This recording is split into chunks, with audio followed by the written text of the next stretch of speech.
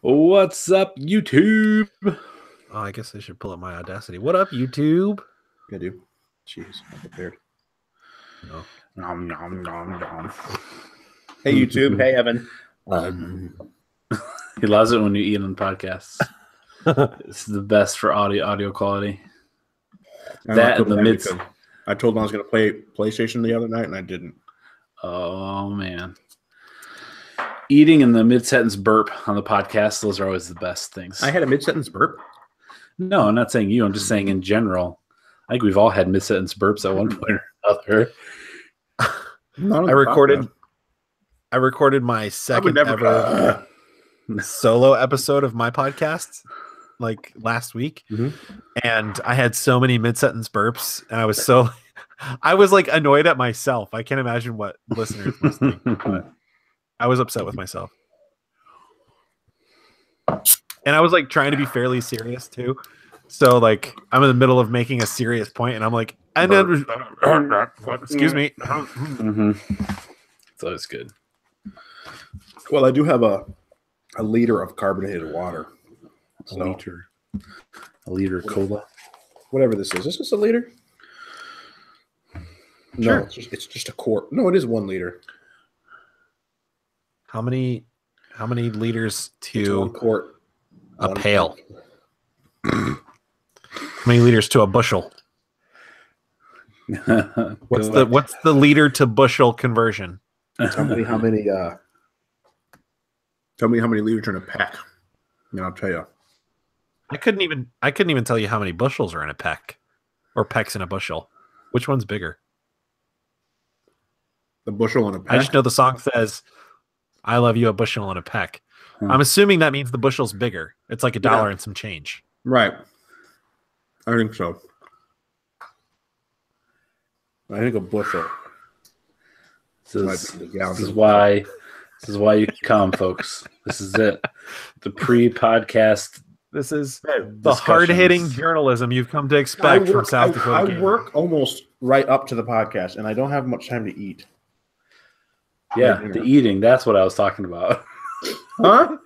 The eating. That's what I was referencing. Well, you weren't talking about the Peckle book? The what? The book Peckles? The Peckles? The books? Pack of pickled peppers? Pocket full of posy. Huh? Sally sells seashells by the seashore? Oh, no.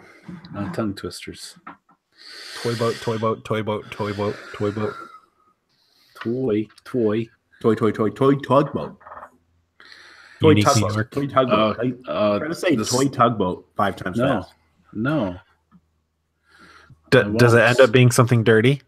No, it's just hard to say. Oh, okay, then I'm not going to try it. Josh has his standards after all. Mm-hmm. There are lines. All right. How many more potato corn burritos you got to go there, Dave? Just the rest of the...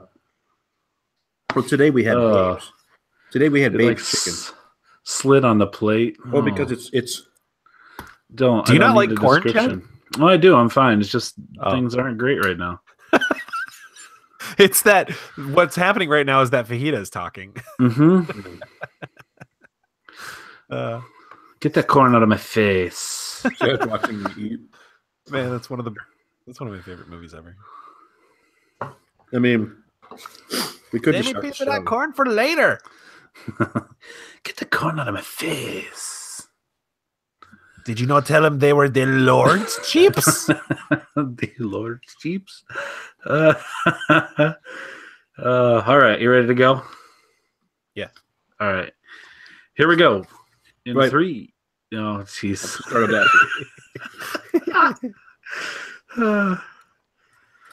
So, Chad. Mm-hmm. I'm up like several points in that trivia.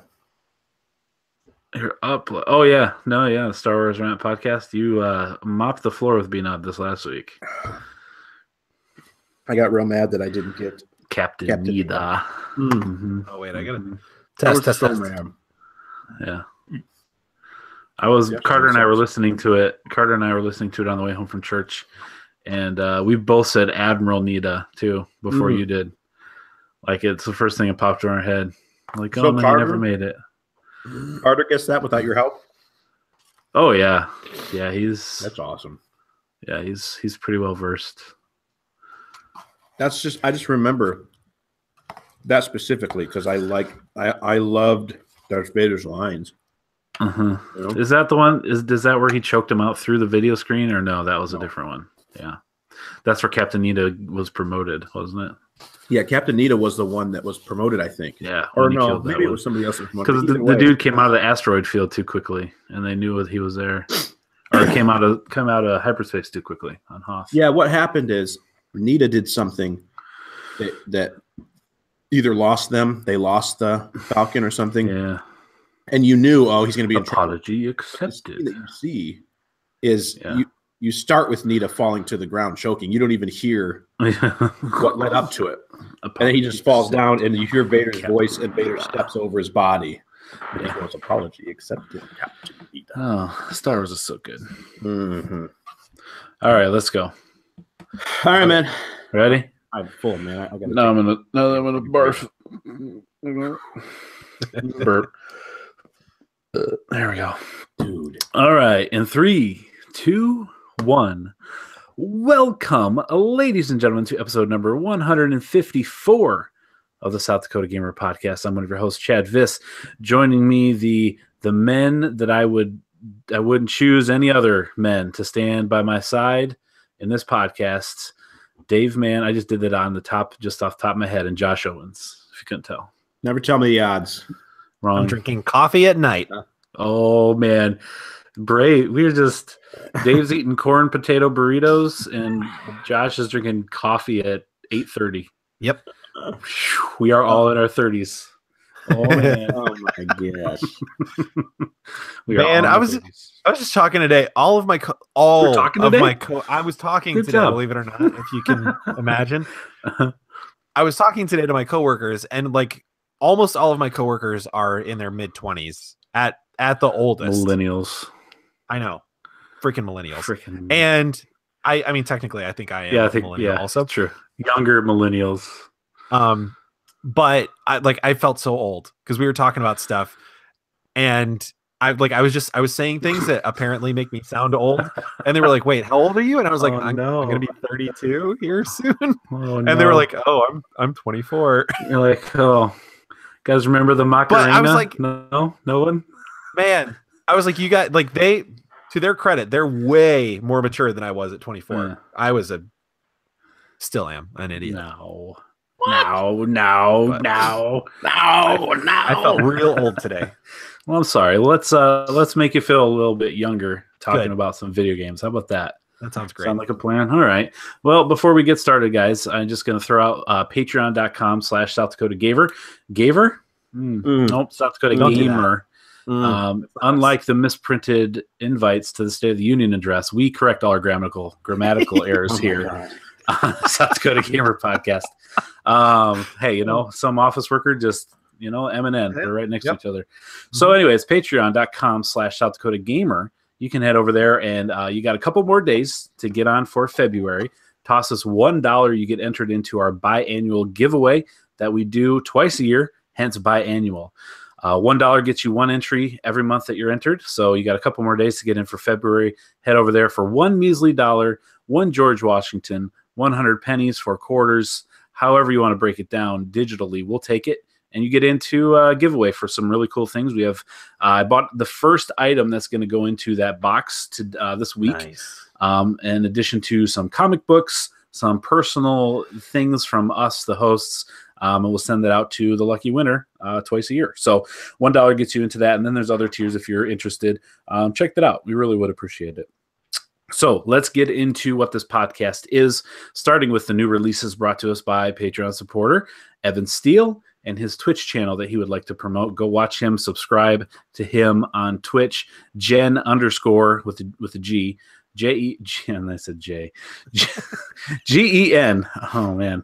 _ Lee LEE _ accepted on Twitch, and watch him play all the video games that he plays on Twitch. He's a excellent gamer.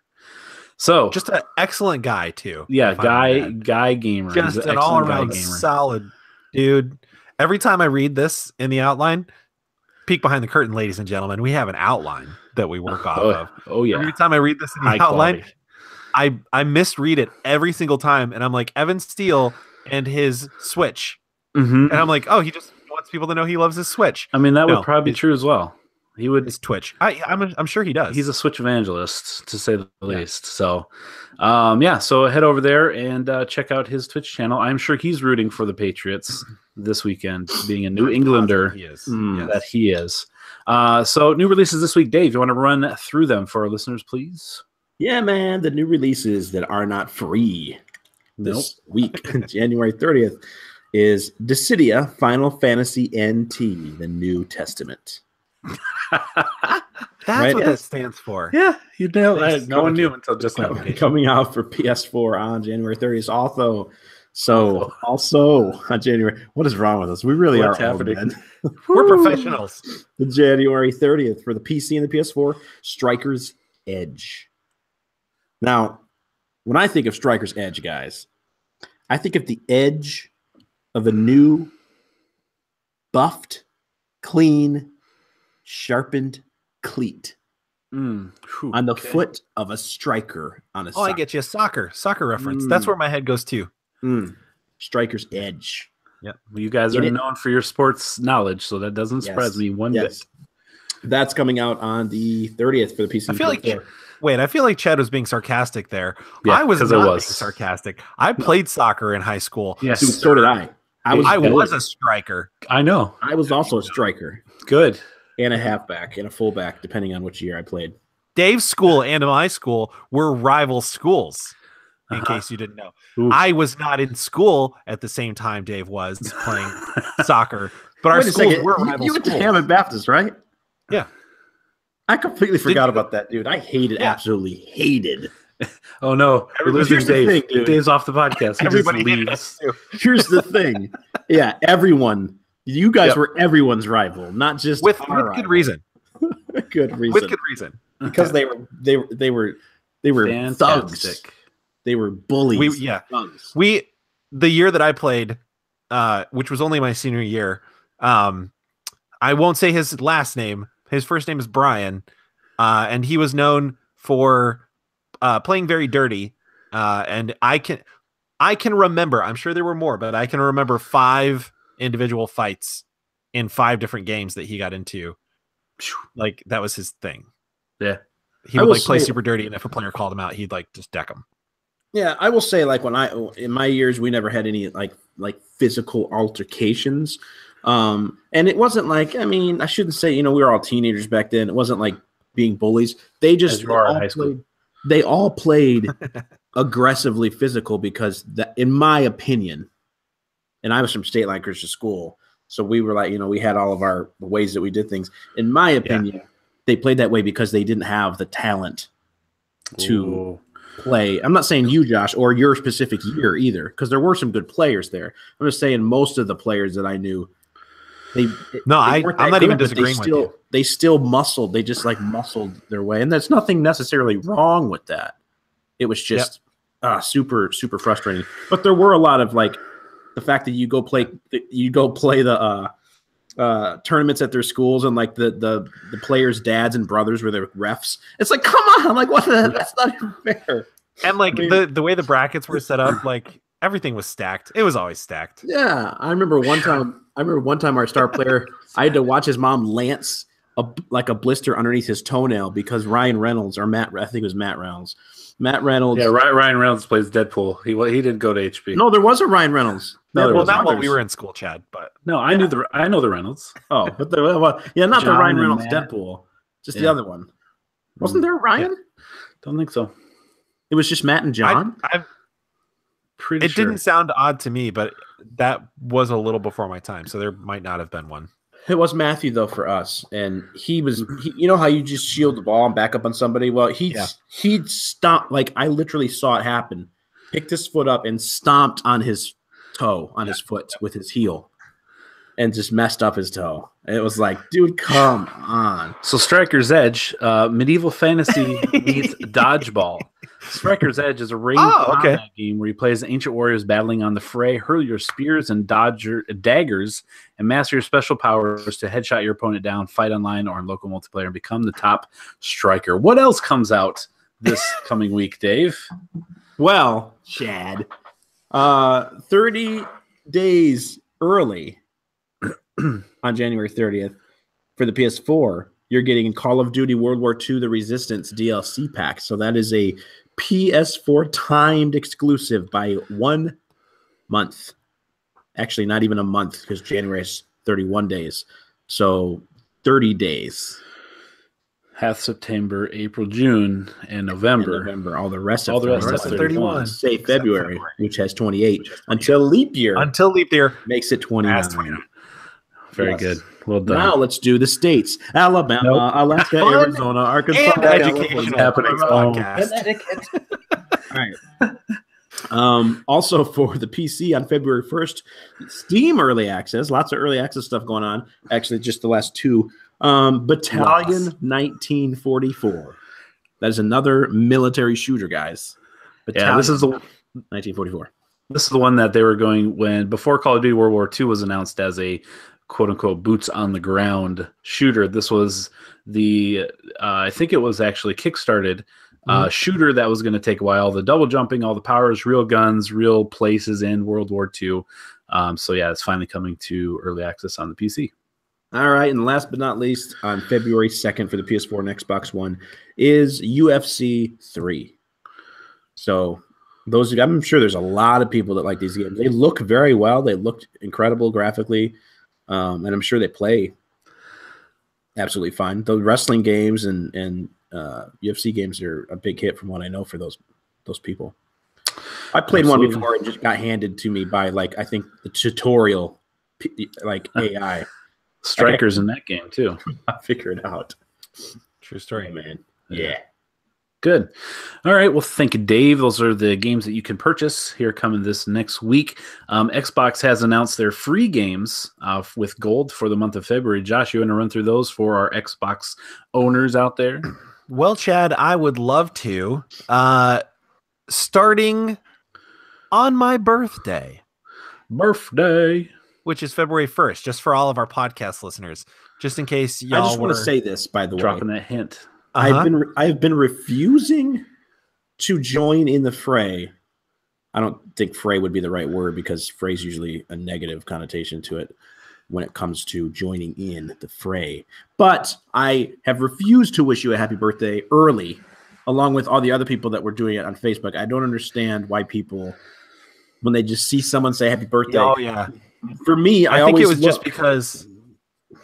Yeah, I think it was just because I referred to it as a early birthday dinner or a birthday dinner, which it was an early birthday dinner. So I think that was everybody was just like happy early birthday. I wasn't really fishing for that. It was just he's trying to get a few days. The first thing I noticed is when you did the Facebook, how now you can do through Facebook the charity stuff, and I saw the charity. I'm like, it's way early. Yeah, it's way early. I don't know why it's so early. They let you. I mean, I understand a charity for being early, so they let you do like a month, right? Yeah, but I was kind of like, did I miss his birthday? No, I didn't. It's not okay. Actually, speaking of which, if any of our listeners are interested, I do have like a birthday fundraiser going. I was going to be facetious and be like, if anybody's planning on getting me for something for my birthday, you can donate to the podcast. But even better, I think, in this case, even better, if you want to. You could find me on Facebook. I'm just Joshua Owens on Facebook. And you could donate to the fundraiser I'm doing for Charity Water. It's an awesome charity. They provide clean water to places that don't have clean water. Actually, they just buy water for me to have while I'm on the podcast. Yeah, or Dave, because Dave doesn't have clean water where he's at. Nope. It's Texas. So check it's oil. I don't have water. I just have liters of water with carbonation pumped. I think we have so much a surplus that we're pumping carbonation into liters and giving them out for $1.50. Yeah.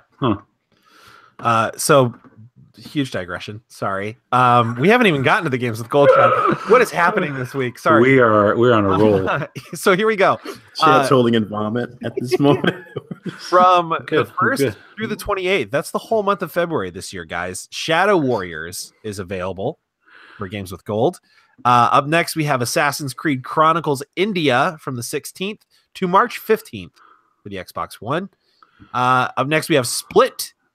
Split/Second. Sorry, I almost misread that title. From the 1st through the 15th for Xbox 360. And this is awesome. Crazy Taxi from the 16th through the 28th. Also for the 360. Yeah. Backwards compatible with such a fun game.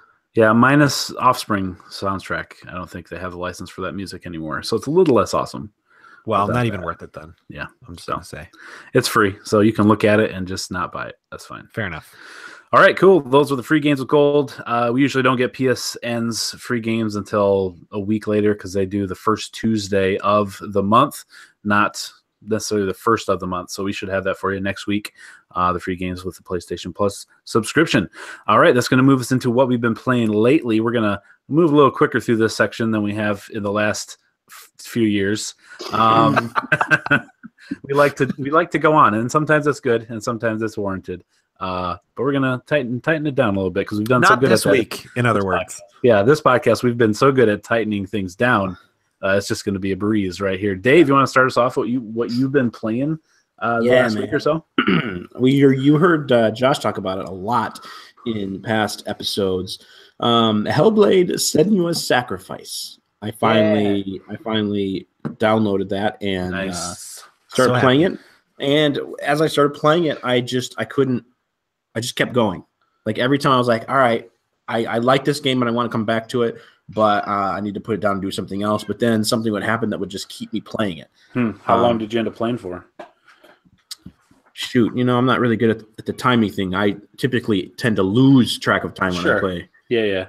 But good few hours. Josh would know. I don't know how long the game is, but I do know that you're trying to beat like the lady spirit of hell or something. I can't remember what she is. There's a big door you got to go through, but in order to get through her, you have to beat these two other gods. And I went through one door and beat one of those gods and went back to the other door. Oh, so that's a good like couple hours. Okay, cool. If I remember correctly, the end villain is actually Hela. That's just a different. Just a different take than Thor's. Mm-hmm. Yeah. There's a lot of Greek mythology or whatever. Norse mythology. Yeah, because the guy that narrates as you find these pylons, he'll tell you everything about it, and he talked about Asgard and that's cool. I need to play what's the planet with that his father's destroyed, and he took Loki from Nilfgaard or Nilfgaard or Nilfgaard. Niflheim. Yeah, talked about that. And Odenheim and all kinds of all the things you've heard in the Thor movies. So it was really cool. And it's like the mythology in this game is a lot closer to like the actual historical mythology. Yeah. Versus they referenced the rainbow as kind of the Stein Rosenbridge. Yeah. So it was really cool. Cool. Of course, I also played more PUBG. Played a little bit with my brother. And my cousin played a little bit with Brian Seddon from Star Wars Rap Podcast that we've been on, and played.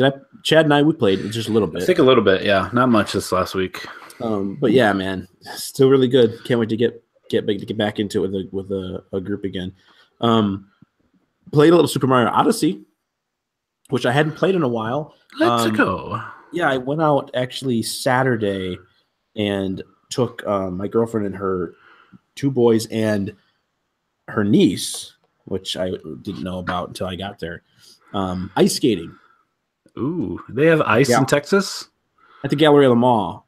They've got the ice rink at the bottom of the mall. Oh, cool. Like the one in Houston, they have that too. Neat. Yeah, so it was really cool.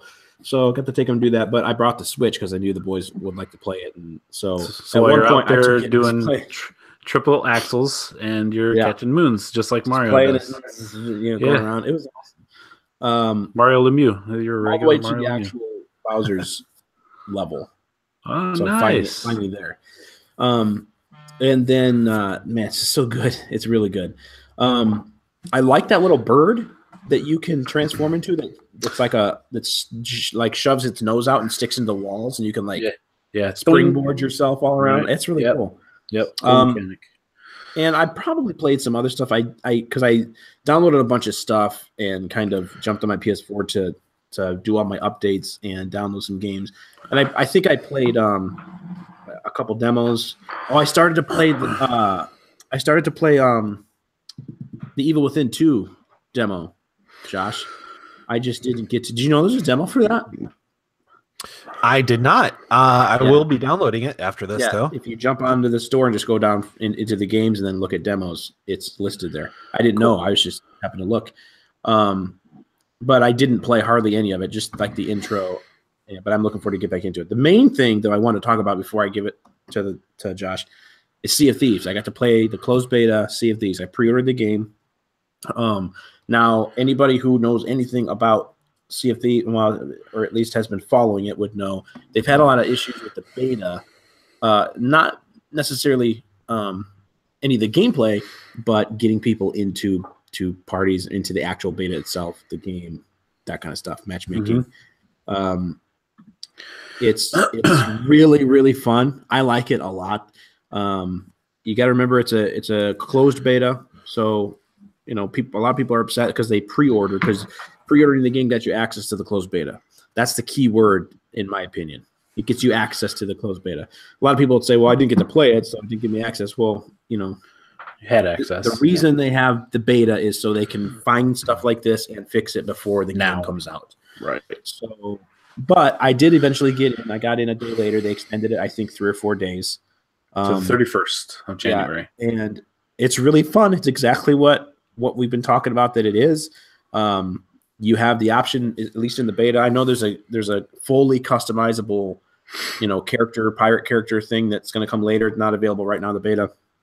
But you do get to choose whether you're going to jump on a big ship with a bunch of other players. I don't know if it's up to 4. I think. Yeah, 4 total. You can jump on a mid-sized ship with 2 players, or you can jump on your own little ship with just 1 player. Each ship, obviously, different sizes, different characteristics. One's faster, one's sturdier, one's whatever, maneuverable. But there's all these things you have to do, like a real pirate ship. So just in the one-person one, you have everything's more compact, so you can get to it quicker. But you have to lift up your anchor if you want your boat to go anywhere. But you also have to drop your sail, and you can go and you can angle your sail the way you want to angle it to help you make turns better, depending on where the wind's blowing. You can raise the sail or lower it, like not periodically, but intermittently up and down. You don't have to just put it all the way down or all the way up, and that can affect the speed a little bit. You've got your cannons that you have on each side that you have to go and fire, and as soon as you fire, just like a real cannon, you have to take the time to reload it, and you can only carry so many cannonballs. So you've got like storage, things for cannonballs in your ship. You got storage things for planks, because as you take damage, you have actual holes that will appear on your ship, and you'll start taking water, and you have to go use wooden planks to repair that, and then you have to use your bucket and scoop the water out and then dump it over the side so your ship doesn't eventually sink, which is really cool. And when you have 4 people, which cool. The first time I jumped in, I had 4 people. Chad had a worse story I think he might talk about for just a little bit, but my guys were helpful. They explained the game to me, and we were going around trying to get this other ship to sink it, and he was smaller, so we couldn't get to him, but it was really fun. And then you go around to the main cities, the main ports, and you take on different types of missions to go find these certain chests from different pirates that have, the map is humongous, by the way. And we've talked about what game used the Sea of Thieves water mechanics. Was it PUBG? Didn't somebody? No. Well, maybe it might have been. Was it Fortnite? Fortnite? No. I know what you're talking about. I don't remember the game, though. The people that made the water in this game, the water in this game is the best water I've seen in any video game ever. Ever. Yeah, it's pretty. And it is incredible looking. And it's like Caribbean, certain parts it's clear and blue and green. And I took my boat and I drove it right into a storm. And that's not something to mess with. Like literally, if first of all, if you fall off your boat and you feel like you're in the ocean, it's like, oh my gosh, like I'm all alone. I'm done. But when you're in your boat and you're in a storm, the waves are so high and your boat's just going everywhere. Like you actually can take damage. Did you get seasick? No, I didn't. It? No, I didn't. Okay. But you can take damage from that. Like my boat was thrown up on rocks and stuff, and I eventually died. I tried to fight my way out of it. I eventually died. I couldn't. Now I will say this: there's a kraken in the game, and I didn't research it, but what the guys told me is it just roams around. I don't know if it's because you get off the map or something, or if it actually roams around the map. But we were fighting these guys, and all of a sudden, I'm sitting there. I'm like, guys, why is the water like getting like darker? Then all of a sudden, the water turned red. It looked like blood, and there was this very eerie music, and they started freaking out, like, oh gosh, like it's the Kraken, like seriously, like get us out of here, like. And I didn't know what was going to happen. We were expecting it to come get us. We eventually got to where the water like faded, but the water was like dark red. It was a very eerie sound that was happening. It wasn't the sound of the Kraken, but eerie music and the wind and everything. And it was a cool ambience that was happening around that thing. And I was excited to see what would happen if the Kraken got us, but it didn't. Cool. So I'm looking forward to playing it with actual friends and doing some kind of stuff and seeing what happens. So, but for me, that's all I played this week. All right, Josh, how about you? All right. So I played a few things this week. I was a busy boy. I played some more Uncharted 4. And as I mentioned before, I'm playing on crushing so that I can get that trophy at least. And playing on the hardest difficulty is making me realize how terrible the shooting is in those games. It's real bad. Do you have it where you can use any gun you want? Because you've beaten it before, right? I have beaten it before. Would that like take away the trophy though? Nope. It wouldn't? Nope. Oh, all right. So I should do that. Oh yeah, absolutely. Unlimited ammo. Yeah, all those things. Because it's just like it's real bad. That would definitely help though, for sure. Because there's been times when I'll have like a 6-shooter, and that's all. And yeah, you can get the best gun. Sucks. Or whatever gun you like. Well, yeah, I will do that. Good tip. Yeah, but the reason I didn't is because I was afraid it would negate the trophy. Yeah. So good tip. I'm still playing. So I finished Axiom Verge, but I'm still playing that because I want to platinum that. So the trophy that I'm working on currently is you have to glitch. It's hard to explain, but you get this gun that like glitches things. Or not a gun, but like you get this tool that glitches things. So one of the trophies is you have to glitch every enemy type at least once, and you have to do it all on one save file. And I'm so positive that I've glitched every enemy type in the game, and I still don't have the trophy. There's only one missable enemy in the entire game, and it's like a little thing, like some little things that one of the bosses spawn. But I know for sure that I glitched those when I was fighting the boss, finding which it was a difficult boss, and like one of the strategies was like glitching those and blowing them up. So now like I'm basically just like going through every room in the game to find all of the enemies. That sucks. I'm basically like glitching every single enemy in the game to make sure that I get them all. So that really sucks, but oh well. What else? Oh, so I played a little more Neo. Which is really good. I think I talked about that last week. Yep. I met a guy. It's Hattori Hanzo, who is, I think, a real historical person. Okay. Who's a master sword maker. But Hattori Hanzo in the game is like also like this mystical person, and he tells time with a cat. Okay. There's literally, when you first meet him, you are having a conversation. He reaches into his coat pocket and pulls out a cat and looks at it, and he goes, "It's almost dawn," and then puts the cat back in his coat pocket and like leaves. Okay, so 1, is the cat alive? The cat's alive, yes. And 2, do they give any kind of explanation, or are you just supposed to be like, yeah, that's how it is? They haven't given any explanation yet. Okay, fair. Your character at one point does say something about having met a person who tells time with a cat. but they don't like. I never thought I would say that sentence. Interesting choice. That's a thing that happens in that game. So, maybe they'll explain it later. They haven't explained it yet, though. It's still really good, though. It's a very Souls feel, but it's also very different. Yeah. So it's pretty cool. And then I played just a little bit of Persona 5. Like how you literally like little bit, because I knew that's how I wanted to say it. Like I literally watched like the opening sequence, and I defeated one enemy, and then I had to hop on the podcast. It's definitely very Japanese, very stylish. Yeah. The music is great. So I'm looking forward to playing that more. Cool. I played and finished. Lastly, I played and finished What Remains of Edith Finch. And I didn't intend to finish it in my first sitting, but I did. Like I played it all the way through in one sitting. I would say probably not more than like 3 hours. If you're really thorough, it may take you a little longer. Sure. But like sort of like what Dave was saying with Hellblade, I just like I couldn't stop playing it. Like there was just always the next thing that like Did you cry? No, I didn't, okay. But I will tell, like, that's one of the things about this game. Like, I was profoundly sad. I've heard people cry. Like if, not on purpose. Yeah. Yeah, I know. I totally believe that. If I was, so a couple things. Cecilia was sitting next to me on the couch. Can't cry in front of her.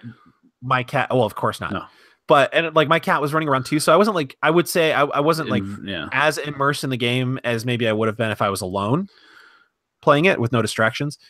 I will say, like, had that been the case, I may have at least teared up at a couple points. Like I will say I was profoundly sad at multiple points throughout the game. It like the whole game just has a very I don't want to sound like I'm speaking negatively about the game because I really liked it, but the whole game has this very oppressive. Yeah, that's the purpose, though, right? Like that's yeah, I think so. It's not a bad thing. No, it's just like you get that, like, it is very like an oppressive, like very dark feeling. And like every story, I don't think it's giving too much away to say that it's like a series of vignettes, kind of like sort of in the style of Battlefield, but like it's told by exploring this house. And each one of them is like chilling and disturbing and sad, like in its own sort of way. And some of them you play through, some of them it just sort of like tells you what happened. But the idea is you're going through this house and you're finding out like what happened to each family member by like sort of exploring and interacting with the environment. And it's so good. Like there's not a platinum, so you obviously can't get the platinum, but I'll probably play through it again at least one more time. To get like some more of those trophies and things, but it's really hard to describe. It's sort of like Gone Home or Firewatch or some of those games, but like in that, like the opening sequence of Firewatch before there's any gameplay, just the text like made me really sad, and it sort of evoked those same emotions. It's like and like your character who is narrating the story kind of is like the story that she's telling as she's discovering all of this is really sad too. It's a very moving game for sure, and it goes places. And last thing I'll say about it, there's one point in the game I think all of us probably will recognize what's happening. There's one point in the game where like they exploded my mind, and I literally, Cecilia will attest to this because she was sitting right next to me. I put my controller down and I had to just like stop for a second and be like, I cannot believe really that they did that. Wow. Like one part of the game, I was like mind blown. This is crazy. Like when I realized what was happening. So neat. That game goes places and it's really good. Awesome. I'll have to.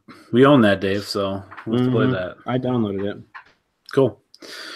All right, good deal. I'll quickly go through mine. I dipped my toe back into Skyrim, and immediately fell off completely down to my nose. I was gonna say, there's no such thing as dipping your toe, Chad, for you. I was just like, oh, I haven't played it in a while. I just started up, and next thing I know, I've got too many things. I'm too encumbered to walk, and I've collected all the stuff. Yeah, that game, gosh, it's so much fun. Yeah, hard choices. Do I keep this wheel of cheese or do I take this ebony sword? I don't know. I might need cheese for health later. Who knows? Yeah, and you got to make room for the ale. You got to carry some of the ale with you. You got to have the spoons and the basket. Got to have a spare set of armor. Yeah, exactly. So it's great. Sack of flour. No surprise that I am a big fan of Skyrim. And as I made that one of my 2018 resolutions to platinum that game, that's why I dipped my toe into it just a little bit. My son and I, Carter, played some Rocket League, which I found out it's been a long time since I've been to it, and he's much better than I am. Even though he doesn't do ball cam, which drives me nuts. I don't know how he plays. I hate that. I don't know how he does it, but he doesn't play with ball cam, and he's still better than me. He got like 5 goals in our game we were playing of doubles. Wow, not competitive, but just not ranked, but just regular. And I was like, I got 2, he got 5. We like he never uses it? No, never. Wow. Now, to be fair, he sucks at being goalie, and he will tell you that. But he's all right at scoring, and he's played enough. So that was good. As Dave mentioned, we played some PUBG. I got second place on the solos once, and my heart was pounding. My hands were sweaty. Knees weak, arms are heavy. There's vomit on his sweater already. Mom's spaghetti. He's nervous, but on the surface he looked calm and ready to drop bombs. But he keeps on forgetting what he wrote down. The whole crowd grows so loud he opens his mouth, but the words won't come out. He's choking now. Everybody's joking now. The clock's run out. Time's up. Over. Plow. Snap back to reality. Oh, the ghost gravity. Oh, no, it's just. Yeah, I did that for you. So I got second place. And guys, that was just Dave freestyling. Yeah, that was good. I mean, just on the spot. Yeah. Crazy. Yeah. YouTube, don't strike us for that. There was no music there. It's just lyrics. So I did some of that. Let's see. I lost my place. Oh, then Sea of Thieves. So quickly, I'll give the story of Sea of Thieves that I had. So I joined. It didn't have a microphone, which maybe that's partly what was my problem. But I got on, played with 3 other players, and you start on an island, you gather all your stuff, and you get on a ship, and you're supposed to take off. So no one was doing anything. The other 3 guys I was playing with were just running around like buffoons. They were shooting at each other. You can get a tankard, and then there's ale, and you can drink a bunch of ale, and literally your character will like stumble around and barf. So they 2 of them were doing that. One of them was playing his harp or harpsichord. Just being dumb. I'm like, all right, we got to figure out how to do this. So I figured out how to drop the sails, how to angle them. And I'm like, man, we're still not moving. What's going on? And then I found the anchor. I was like, we got to raise the anchor. So I went to raise the anchor. No one would help. Everyone was on a ship at this point, though. And I started pushing the little turnstile to raise the anchor. And another dude came and started pushing it the other way. So preventing me from raising the anchor. I'm like, what are you doing? So I stopped. I'm like, maybe I'm going the wrong way. But as soon as you let go, it winds back down. Like you don't have to push it down. You just let it go. I'm like, no, I'm definitely raising the anchor. So I get back on it, start pushing, and there's a little emotes, like you can do little text things. So I found the one that says raise anchor. So I'm spamming raise anchor in the chat. No one's coming doing anything. The guy comes back, gets opposite way again. I'm like, okay, this is not a good taste of this game for me the very first time. So eventually he was doing something else, messing around. I got the anchor rose. And we started to take off. We were away from shore. We're sailing across the ocean. I'm like, oh, this is great. So I go to the wheel and start steering. I went down to the map. I marked a place on the map, an island that was close by. I went up to the wheel, started steering, and we're just going along. I hear a guy barfing over there in the corner, one guy playing his musical instrument. And then all of a sudden, my screen fades to black. And I'm like, oh no, did the game crash? Open beta, right? I'm thinking, oh no, the game crashed. And the screen comes back from black, and I am in a jail cell on the ship. I'm in the brig. So what? Apparently, there is a not unanimous, but a majority vote for one player. You can vote to put them in the brig, and they did that for me because I was steering the ship. And they proceeded to not take over the ship and do what they wanted. They proceeded to all 3 come down to my jail cell and play their accordions and play their harpsichords and dance around like little piles of poo that they are. And I don't know how to get out. I couldn't get out. I'm like, okay, surely there's a time limit here, right? Or someone will let me out. I even did the please help. Nothing. No one was chatting. No one was doing anything. So I don't know if they just didn't know how to play or they were just being real big jerks. But I was in the jail, and I waited like 5 minutes. I'm like, okay, this is ridiculous. There's no way to get out of here, and I just left the match. And the only other time I tried to play was with Dave, and we couldn't get into a match. Time after time after time, as he said, was some of the problems they were having with this beta. So my first experience with this game, not pleasant, not positive. I was real pissed, not happy at all. Interesting. So I never researched it to see what the deal is with that, like how you get out or anything like that. But I was real mad. Didn't have fun with that. So, and then finally I played Blossom Tales. This is the game I talked about last week. I had just dove in a little bit. Is the Link to the Past game that's not Link to the Past on the Switch. And it was on Steam previously, now on the Switch, $20, I believe, or $15. And I went through and played the first dungeon. And man, this game, yeah, if you like Link to the Past, even if you like it even a little bit, or if you love it, you owe it to yourself to play this game, because it's not just a rehash of the game. It's got its own enough spin and, new story and something that's way off from what Link to the Past was, but it has enough of the connection points to it that it just feels familiar. It's told in a way, and I don't remember if I mentioned this last week, kind of like The Princess Bride. You know how the grandpa was reading the story to the kid, and then the story would play out? A grandpa starts the game off by reading a story to a boy and a girl, and then you play out his story. So when you die, he'll say things like, "Oh no, that's not how that happened," stuff like that. I actually got to a point where there's an enemy encampment, and the leader of the enemy encampment came up to me after I had defeated a bunch of the henchmen, came up to this bridge that I had to cross. And the grandpa comes in, and the little narrator box at the top, and says, "And so the bandit leader came, and it was a pirate queen." And the little boy goes on, he's like, "No, it wasn't. It was a ninja." And poof, it changes into a ninja. And the little girl's like, "No, pirate queen's better." Poof, back to a pirate queen. And he's like, all right. Only one of you can be right. Which one was it? And it lets you choose pirate queen or ninja. Very cool. So it's done that a couple times throughout the story in different situations, whether it's an enemy or an item that you get or find, stuff like that. So it adds another layer of choice and kind of mixes up the game a little bit. But man, the game's really good. I got bombs. I've blown up some walls. I threw it at some trees that were alive. I've got arrows that I shot people with, and the sword. And I mean, it's so good. Found 4 pieces of heart. So I have an extra heart now. Very cool. It's so fun. Link to the Past, people, you need to get it. Is it as like Link to the Past and as good as like Oceanhorn was to like reminiscent of a Zelda game? I'd say it's a little better than the Oceanhorn was, just because Oceanhorn was pretty good. It was good, but the way it was set up was a mobile. Like they had the layers and the up and down that you could do.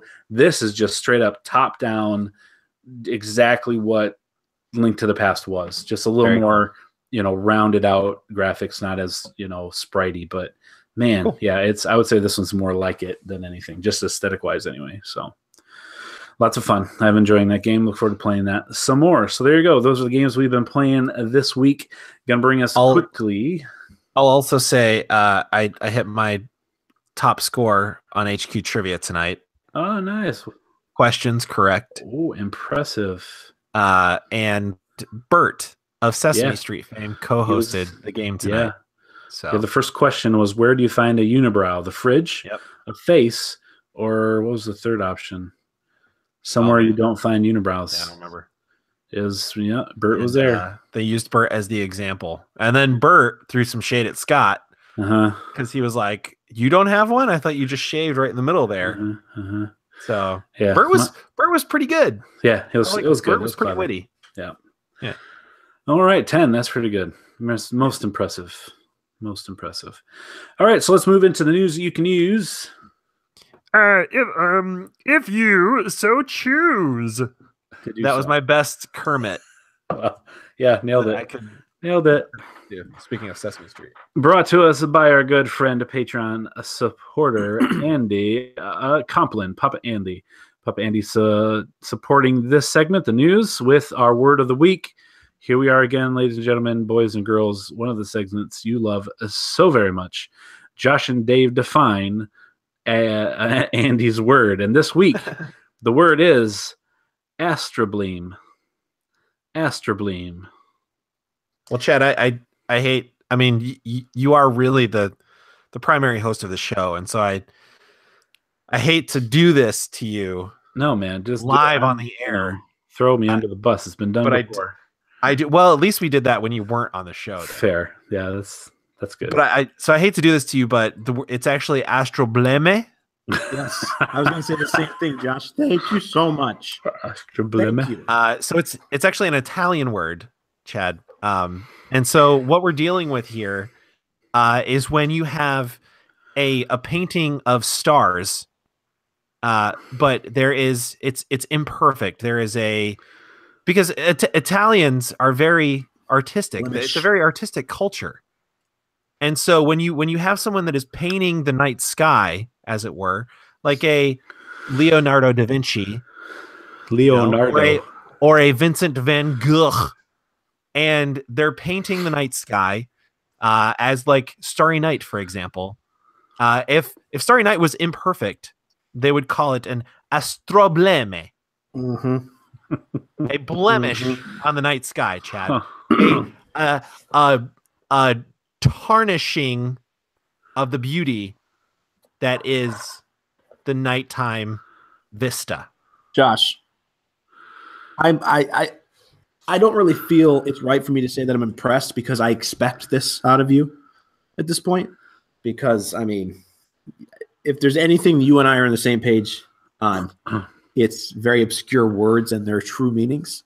Yes. But did you know astrobleme actually comes from, and I'm sorry, I sometimes I say things so fast and I don't pronounce it actually in the real Italian pronunciation, but it actually comes from ancient Italy. Ancient Italy. Back in the days when there would be a cloudy night sky, before they realized, it's just clouds.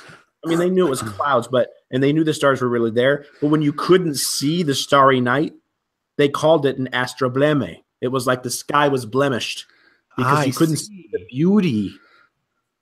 That makes so much more sense. Yes, exactly. So it was I thought it was awesome the way you explained it with the painting of a starry sky, because that is actually what it is from. You guys are good. You guys are so good. I really, man, I'm impressed. All right, so we can move on to the news. Yeah, we totally nailed it. Absolutely. Here we go. Microsoft added an all-new Xbox One exclusive. Now, Andy will pull his patronage if we don't tell the truth. And I need to work on a transition from very well ad-libbed definitions, a good way to tell you're wrong, to raining on our parade. Yeah, so you're very close, believe it or not. It does have to do with stars in the sky, hence astro, I suppose. But it's an eroded remnant of a large crater made by the impact of a meteorite or comet. Oh. So you're close. So sort of like a blemish on the surface. 100%. Caused by the stars. Yeah, so you guys actually did nail it after all. Good job. Interesting. So I guarantee you that probably is those two words broken down. It probably is astronomy and blemish. Yeah, might be. So the moon has a lot of astrobleams. Astrobleams, yeah. Yeah, not blemish. Nice. I still think it should be. There's a lot of astroblemes. There's so many astroblemes. Nice. Let's go. It's a pickles. Okay, so let's move into the news you can use. Thank you, Papa Andy, as always. So the first news item this week, probably the biggest one this week, probably the biggest news since maybe backwards compatibility. Microsoft has announced that they will add all new Xbox One exclusive first-party games to Xbox Game Pass on release day. So Game Pass is the program for $9.99 a month. You can play hundreds of video games. $9.99. You can play. Thank you. You can play hundreds of video games. You sound like Nemo trying to name his house. So there are a lot of 360 games that are backwards compatible. There are a lot of Xbox One games that you can play $9.99 a month, and it's not like the PlayStation Now service where you stream them. You actually download the game itself onto your hard drive. So there's no streaming, no hiccups or anything like that. You actually have the game itself. So that's been going on for a while. I think they announced that maybe E3 last year, but they've had it available for quite some time. And now they're saying that all the brand new day and date when they release to the wild, they go on this service if they're Xbox One first party games, a la Sea of Thieves, a la Halos, Gears of War, Forza, all the games that are made by first-party Xbox. Yeah, go on a break. Any game that's made by an Xbox or Microsoft Studio will be included in this list for the $9.99 a month. So if you buy all 12 months, you pay $120 for the whole year, say, for Games Pass. And if you do that, all it takes is buying 2 new games to make it worth it, plus all the other games that are there. So, for instance, Dave pre-ordered Sea of Thieves for $60, and that he will be able to play a game. He will own that game and play it. But if you had the $9.99 Game Pass, you would also be able to play the same game the same day for $10. And you could do it for 1 month, be done with it, cancel it, and be done.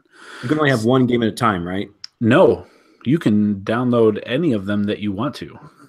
It is not a Netflix service. You can play any of those games. Yes, as many as will fit on your hard drive will hold. Yeah. So it's the thing is this. Okay, so the reason I say this is really, really big news, really big news, is I think that this may, and I've heard other people say this too, so it's not an original idea with me. I think this may start to change the way games are sold. Mm-hmm. I don't think starting next month, all of a sudden we're going to have subscription services for every game you buy. You're still going to be able to buy physical discs. You're still going to have retailers that you can pre-order and things like that. But this starts the pebble down the hill, I think, of changing the way we play brand new games and making it more of a service like a Netflix or a Hulu than an actual physical disc you go buy. What do you guys think? I like it. I definitely like it. I mean, so there's no discount. You can't pay like Microsoft Live. You can pay up front and get a discount on a year. It's $9.99 a year. So you're paying, what is it, $96? Or no, it's $109. How much is it? $109. $10 a month. So it'll be $120 a year. $10 a month, not $9. Yeah. It's $120 a year. And that's the price of 2 video games, 2 brand new video games. Yeah. Yeah. So, I mean, a lot of people will spend that in a month. Yeah, easily. I've done that. Yeah. So, I mean, now imagine if Microsoft gets on the ball with their exclusives. Yeah, this could be real big. I think games like Sea of Thieves that may not have seen a big, huge number of people play it will have more now that the option is to play it at least for a month for $10. And then you get them you can cancel it anytime. Yep, you can cancel it anytime. There's no cable that you have to sign up for 2 years. Now, once you cancel, obviously, you don't have the license to those games. Yep, you lose access to them. Just like PlayStation Plus or Xbox Gold. All the free games you download, you can play as long as your membership is active. This still adheres to somewhat of what they were saying that fans were so upset about at launch of the Xbox One. You have to be online to play these games. Yeah, it has to check right. So they snuck it back in, and I think it's a good. I never had an issue with it. Yeah, neither did I. But yeah, so yeah, that's real cool. That's probably how I'll get Sea of Thieves. To be honest with you, when I bought my Xbox One X, I got a free month of that, and I didn't redeem it, so I'll probably wait till that comes out, redeem it, and that's probably how I'll play Sea of Thieves, unless I get locked in the brig again, and then I'm just going to throw my Xbox out the window. So that's how you solve problems. See, I feel like I come down on the other side of this though. Okay. I look at this and this doesn't seem like a good thing for the future of gaming, in my opinion. Because of the cost of games. You're not spending $60 now. Yeah, you're not I think it's devaluing in the wrong way, meaning we've talked about what games are worth $60, what games are worth $40, what games are worth $20, whatever. And then we've also talked about games as a service with microtransactions and said maybe it's better to just charge me $70 one time for the game and give me everything. I feel like this sort of breaks the system. It's great for gamers right now, and it's probably good for Xbox right now. But I feel like it sort of breaks the system and kind of skirts around all that without actually addressing any of it, and sort of screws everyone else besides Xbox gamers and Xbox itself, because now you've got so I think, Chad, you and I probably, maybe Dave too, probably listened to the same episode of Giant Bomb where they were talking about some of this. But like one of the points they made was like they're putting their own first party games on this, which they've committed to. They're gonna really have to work hard to make some deals to get like third party games on this. Sure. But it would seem to me third party studios, seems like third party studios would not be interested in doing something like this, making those deals, because depends on how old the game is, right?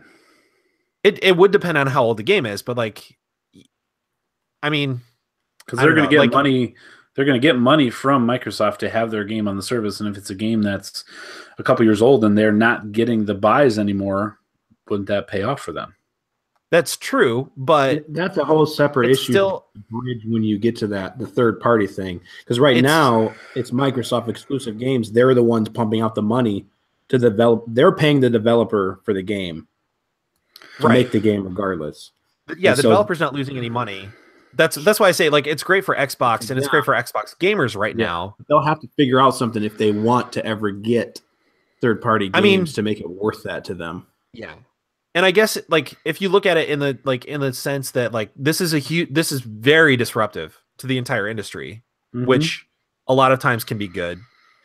I just like it seems like this is not the way to address the cost of games and like microtransactions and games as a service and things like that. Like subscription models, because like Dave and I think Chad's point too was like if you ever cancel this or if you're ever not online, you don't have access to those games, which sucks for people that maybe can't always be online or at some point wouldn't be online for whatever reason. So like you've paid, however long you've paid $10 a month, and then like you didn't cancel your service maybe, but you just don't have access to the internet at the moment. You don't have access to any of the games that you've been playing. But also like subscription models, like with the exception of something like Netflix, but even Netflix at this point, like the longer they run, the less good they are for the people using them. Like with Netflix, like Netflix locked people in at like back in the day for streaming, it was like $7 or $8.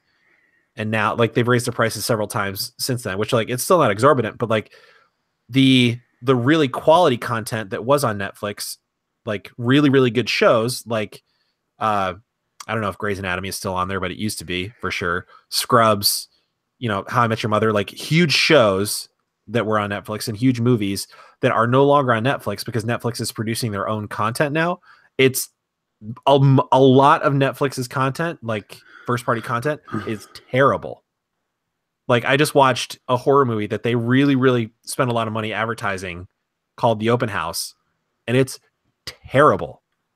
And that's not the only thing like produced by Netflix that I've watched that was terrible. Yeah, they also have things like Daredevil and Luke Cage and Jessica Jones, and I know those may go away too eventually, but those are first and foremost Marvel properties. Yeah. And they cycle things. Like they bring things in and bring things out. It's definitely something you have to balance, and Microsoft will have to balance that. Yeah.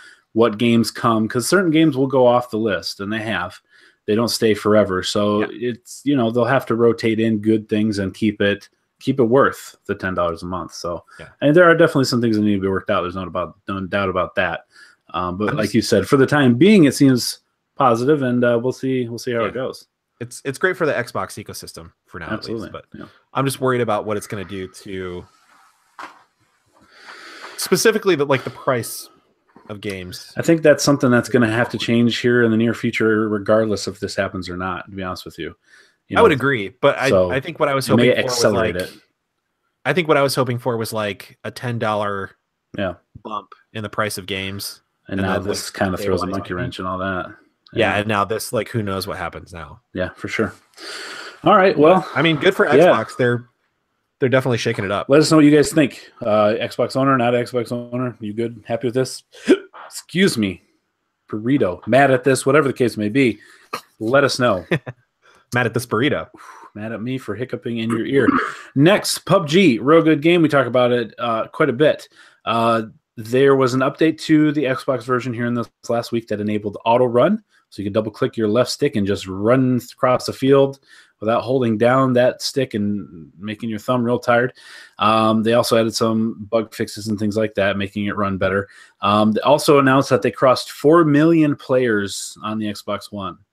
So since when did this come out? It came out December 10th, something like that. So almost 2 months, not quite. And they've crossed the 4 million player mark. Pretty incredible. So because of that, Microsoft has said that they are going to give everyone that's played the game before January 31st, 30,000 BP, which is the currency you spend in-game. You cannot buy this with real money, but it gives you cosmetic items. It gives you crates with dirty yellow, shirts that you can wear. What does BP stand for? Do we know? Something points? Battle points, I would assume. Battle points? I don't. Okay. I guess I don't know that for sure. If we had a fact-checking squad, we could get them on that, but we don't. So we're going to say battle points is what it stands for. So yeah, 30,000 is a lot. Like, you'll be able to buy quite a few crates and get quite a few dirty shirts out of that if you'd like to. Maybe you'll get some pants that you just won't wear, and that's fine. I'm not going to judge you. You don't want to wear pants? That's cool. It's a video game, not real life. You have to worry about nothing. Chad doesn't wear pants ever. In PUBG. So never. Wear a shirt or a coat. Leave the shoes. Leave the shoes or the pants at home. That's right. All right. So I don't wear shoes. I was playing with Tyler and his cousin Dan. Daniel? Yeah, and we were playing, and Daniel said, man, because Tyler's like, what? Are you not wearing shoes, Chad? I'm like, no, I never wear shoes. And Dan's like, man, it sounds like a little kid running outside next to a pool. Like, flap, flap, flap, flap. Like, when a kid runs at a pool and it's wet pavement across the concrete, and Tyler just busts out loud. He's like, I can't unhear that now. Every time I hear you run, I'm going to think of a little kid running around a pool. So, yeah, that's how you know it's me. You don't have to wonder. It's always me if it sounds like a little kid. All right, next. Epic Games. They make Fortnite. They also make an MMO RPG called Paragon that has been out for quite some time. And it has increasingly done more and more poorly over the months, to the point where they're canceling it, bringing it down, taking it offline in April. And here's the big part. They're issuing refunds to all money, every single penny you have spent on this free-to-play. So all cosmetic things, all the money you spent, they're refunding your money. That's crazy. Wow. That's insane. It's a big deal. They recently said, we're sorry we let you down. We apologize. Basically, a lot of this team is going to go. It sounds like work with Fortnite, another Epic Games title. So I don't think anyone's losing their job per se, but the fact they're giving everybody their money back, I can't imagine how much money that is, because there are a lot of people that play that game and spend a lot of money on the cosmetic items. Man, that's crazy. That game's been live for quite a while. That's a lot of money. Yeah, it is. I tried this game out. Did you? Yeah, it wasn't great. Yeah. All right, Dave, why don't you take the next couple here? All right, man. God of War, the very highly anticipated PS4 exclusive, is coming up soon. We just got a release date for April 20th. That's just around the corner, guys. Yes, that is just around the corner. And that game looks incredible. I can tell you this. I have played a God of War game, God of War 3. I've not played it very long, maybe an hour's worth, and I've never completed any God of War, but I am super looking forward to playing. That's a very strange way to say that. But I'm very much looking forward to playing God of War 4. Just calling it God of War. So, yeah, April 20th. Yeah. Excited about that? Heck yeah. Can't wait. It looks great. Looks really good. It's a completely different style than previous God of War games, but I think it's a welcome change. Man, that's the way to do it. This is what we've been talking about. Like, announce the release date, like give it a super short window, announce the release date, make it right around the corner. There's a ton of hype. I mean, the day that we posted it, I saw so many other posts from so many other outlets saying the same thing, like tons of hype. That's the way to do it. The story trailer leads us to believe that Kratos' son does not know he's a god, that his father's a god. Doesn't know about that, so there's a little bit of the family secret going on. I don't know if maybe the mother was killed or died. I don't know for sure, but I'm really looking forward to the story. I don't know much about the story at all. So really looking forward to that. April 20th, you're going to be able to play that. Next on the list, Monster Hunter World ships 5 million copies in the first 3 days. It's crazy. And I've seen this all over social media. A lot of people are liking Monster Hunter World. Lots of advertisements everywhere. I'm seeing a lot of sponsored. Obviously, the internet knows that I like video games, so they're shoving that down my throat with all of that, whatever they call it, where everything you look at online, all of a sudden you start getting ads on Facebook. It's happened to me a lot. You're getting remarketed to, Dave. Yeah, I'm also mad that for some reason, I don't know if Facebook thinks that now I'm fluent in Spanish, but the translation option is gone under all of my every time I see something in Spanish now, there's no option to translate. I don't know what happened. No bueno, Dave. No bueno. I don't know. They're like, well, he's dating a Spanish girl now. She's obviously taught him. I don't know if because I've put some stuff on Facebook in Spanish. You obviously know Spanish. I don't know if Facebook obviously. Oh, that's interesting. Yeah, it's weird because there used to be a button underneath every Spanish post. There'd be a button, see translation, and a lot of them don't have it. That's in a different language. Usually, it'll like give you some sort of rough translation. It's frustrating because then I got to copy it and put it in my translator app to figure out exactly what it is. No es bueno. It's crazy. Next on the list, Crystal Dynamic, the great team behind the Lara Croft, the Tomb Raider games. I'm a big fan of. The Avengers project gets devs from former studios. Developers. Shorthand, not real good. Crystal Dynamic is the main developer behind the new Avengers game that Square Enix is making with Crystal. So far right now it's just called the Avengers Project. We have like a quick cinematic trailer that shows Cap's shield broken, everyone laying like they're dead, and it's called the Avengers Project. And just recently they added a bunch of big name former developers, one of the creative directors from Naughty Dog, some developers from Sledgehammer, which made Advanced Warfare, also made World War II, Call of Duty, Visceral, which are the guys that made the Dead Space games and were working on that Star Wars game that got canceled, and then Monolith as well. So this studio making this big game, one of the bigger Marvel titles that they really haven't done anything except for Spider-Man coming up. They're adding some big names and some big talent, so that's a good sign for what this Avengers game may become. Awesome. Yeah. And the next on the list, Chad, you still want me to do go for it, because I am very saddened to hear. This is a rumor. This is not confirmed. Possible news. Anthem is rumored to be delayed to early 2019. Is that really a surprise, though? Does that surprise you at all? No, it doesn't. But I was really wanting to jump on the speculation train, so to speak, that it was going to come out sometime this year. Mm-hmm. Obviously, Anthem is the very high anticipated game from BioWare. BioWare. Yeah. Looks like Iron Man suits, flying around in an open world, whatever. I mean, when I saw them, it was incredible looking that they dove down under the water and there was a completely underwater world they could look at and everything.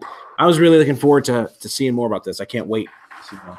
And I mean, it doesn't surprise me if it's pushed to 2019. I was really hoping it wouldn't. I was hoping it'd be a big fall game or something, but. Yeah, the rumors going around is that the studio, obviously with Mass Effect Andromeda and the hullabaloo with the Star Wars Battlefront 2, EA is kind of on the defensive, and I'm sure with the negative response from that, BioWare's maybe had to retool a lot of things in this game, maybe change some things up.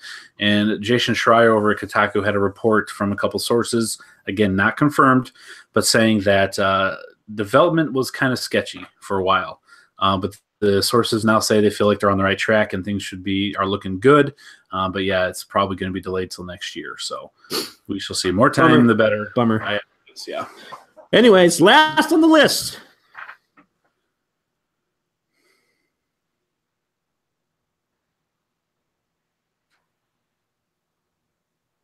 I left it blank. It was just in case. Oh, how many people do you think looked at their device and were like, "Did it pause? What happened?" All four of them. All four of them did. I'll probably forget and do it myself. Yeah. Yeah, so I left an empty spot just in case something else popped up, and they decided that was a legitimate news item. So there we go. All right, well, that's going to do it for the news this week. We are going to quickly move on to the final segment of the podcast, Game Scoops 20 Questions. That's Scoops! Chad, you're looking mighty bleak there, my friend. I'm struggling. It comes in waves, comes and goes. So before we get into this, I will mention that we are part of the SiouxEmpire.com podcast family. Head over there, check out other podcasters in South Dakota, some new stuff, some funny stuff, some good podcasts. Isn't there a magician that has a podcast? There's a magician that does live magician shows. I don't know what he does on this podcast, but magician. What if Travis he did Nye. What if he did like audio magic and he was like, that'd be impressive. I'm not gonna lie. Is this your card? And you would be thinking of your card, and so obviously it's your card. Wow! And so he'd be like, "See, I knew it." Or he'd be like, "And now I'll make this woman in my studio disappear." Boom, she's gone. That's crazy. Best magician ever. So all right. I like the fact that I noticed you're keeping track of our record 1-2, which I'm not happy about, but I'm happy with keeping track. It'd be cool to see. Yeah, so we are 1-2 for the year. 1 correct guess, 2 incorrect. Josh has the game this week, and Dave and I are gonna try to even up the tally. I believe in you guys. All right, Josh. In this game, does your character have the ability to sprint? Wow, great question. Is it? Is it? Wow, great question. You keep saying that word.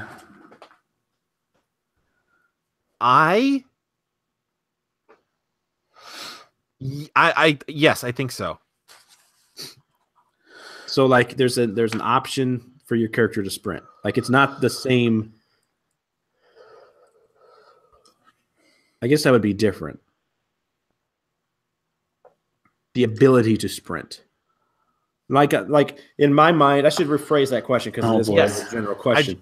In my mind, I'm thinking the ability to sprint, which means there's not like if he only moves at one speed and it happens to be a sprint, that's not what I mean. I meant doesn't have the ability, meaning there's another option to move faster than.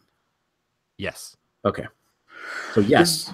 Yes. Did this game come out before 2000, January 1st? No. All right. In this game, does your character's left hand? Oh my god! Where I'm just kidding. Is this a first-person game? Yes. I'm gonna pull up my thing so I can keep track of how many questions. I think that was 3. Yes.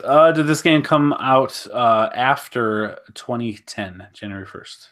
Yes. Is this a part of a franchise? No. Good question. Do you shoot guns in this game? No.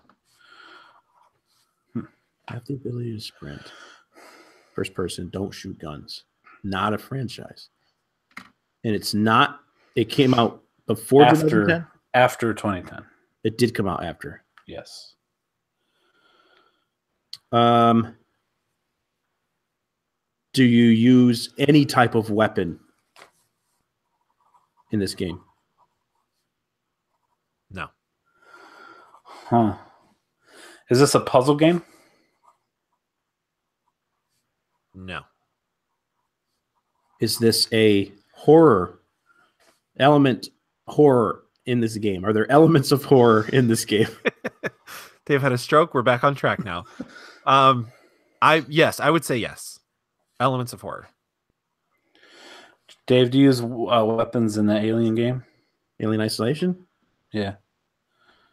I feel like he definitely. I mean, is there any? Do you think there's anything to note in the way he responded to? Are there elements of horror? I don't know. Because that's definitely a horror game, right? Okay, fair enough. Or is it science? No, it would definitely be horror, right? Yeah, it's horror, survival horror. So yeah, I suppose there would not be a hesitation there. You definitely use weapons. You can use like a flamethrower. Yeah, you definitely bombs. That's the question. Is my question? Sure. Yeah, go for it. Well, I didn't have one. I was just asking. Oh. So okay, Chad. So if you don't use weapons and there's some elements of horror, what type of game would it be? Like a game where you're just like Outlast, you just use a camera, right? Mm-hmm. Do you ever use any type of melee? It definitely is a horror game. Yeah. What about Hellblade? Use weapons in that? Yes, definitely. Okay.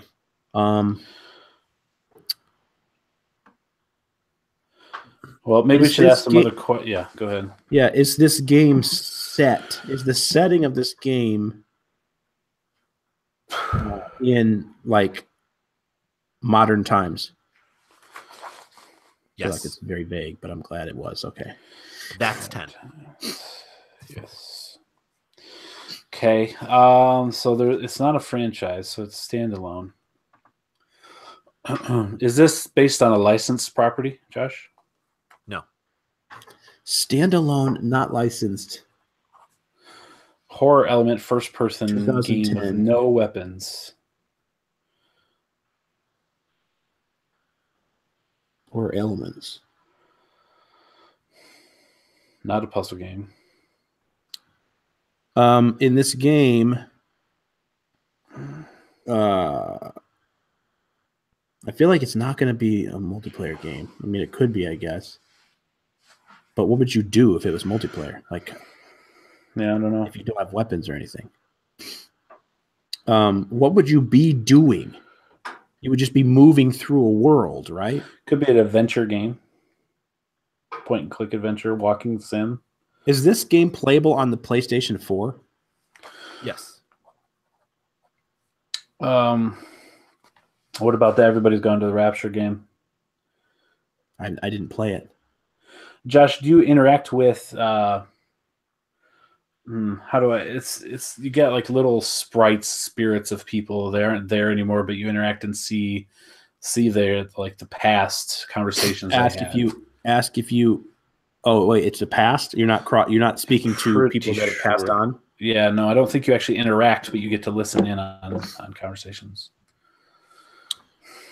Josh, is this a game where the city or town that you're in, all the NPC characters are gone?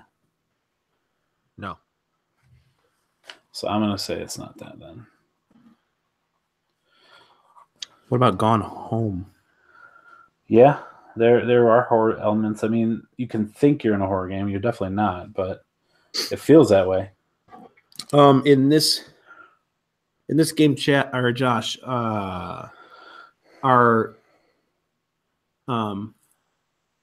in this game, do you arrive home and your family is gone? No. Okay, so that's very specific, right? So it can't be that game. Mm-hmm. Josh, is this an adventure game? Yes. Was that 15? Yeah. 15. Dang. Not looking good. I mean, it could happen at any moment.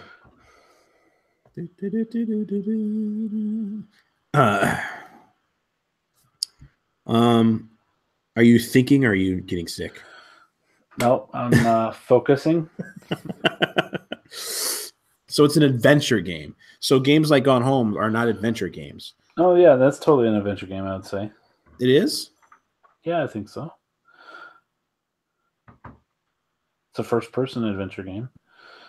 Because this is in first person, so it's not like Broken Age, where you get the side-scrolling and you see your character. Or Day of the Tentacle, or first Grim person. Fandango. It can't be Fire Watch, can it? It could. There are horror elements. Yeah. Good. Is there a fast sprint? Is there an ability to move faster? See, like Josh, I think so, but I don't know for sure. I'd probably have to check like he did. That's a good one. Do you spend your nights in this game in a watchtower? Yes. Good job. Excellent. Good job. Go ahead, Chad. Is this game Firewatch? Yes, it is. Good job. Yeah. Nice job. I actually thought of that earlier, and for some reason, my mind went elsewhere before I could talk about it. Released in North America, September 21st, 2016. Firewatch is a first-person adventure game. I like the game. Nowhere like on the website or even the Wikipedia does it say it's like a horror game, but I would say there are horror elements to the game. Mm-hmm. Yeah, I would think so. And you definitely makes me feel that way at one point. The way you answered makes sense to me. By Campo Santo, without spoiling it, yeah. But I was reminded of this game playing What Remains of Edith Finch. Like I said before, I actually mentioned it earlier in the podcast, but like one of the other games in recent memory that has like gotten me emotional, like genuinely emotional playing it. Very good. Very good. Yep. Awesome. Chad found 2 turtles. Yeah. Turt Ferguson. I found none. Because I found Josh's. That's how it goes. Yeah. Chad was greedy. That's right. That's how I do. All right. Well, good job, Dave, finding that. Good job, guys. We're 2-2. We'll keep the streak going and see how we end up. We should throw a contest out for people to guess the closest to the correct wins and losses we'll get by the end of the year. Oh, that's a good idea. So think about that, listeners. Think about that. All right, well, that's going to do it for this week, episode 154, the last podcast of January. Thanks, as always, for listening. You guys are the best. If you do watch us on YouTube, hit that like button, maybe hit the share button. Let people know you listen to this podcast that like games. They may enjoy it just like you do. As always, you guys are the best. Thanks for listening, and we'll see you next week. I'm going to make like a baby and head out. They didn't wait for each other at all. They just stepped all over each other. We're heading out against the odds like a baby. Oh, wow. That was good. That was good. Too.